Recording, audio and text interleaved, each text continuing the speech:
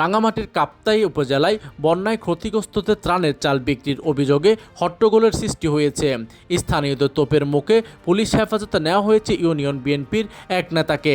Police জানায়, Raikhali union বিএনপির ভারপ্রাপ্ত সভাপতি আবুল হাশেম মেম্বারের বিরুদ্ধে ত্রাণের চাল লোকচক্ষুর আড়ালে দোকানে বিক্রির অভিযোগ তোলেন স্থানীয়রা।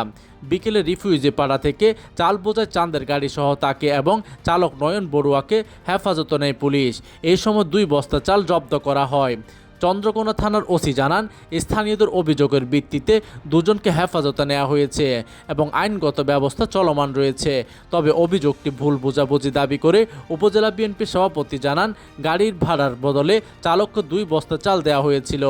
পরবর্তীতে উপজেলা বিএনপির নেতাদের জিম্মায় চন্দ্রকোনা থানা থেকে সাময়িকভাবে ছেড়ে দেওয়া হয় অভিযুক্ত এই নেতাকে।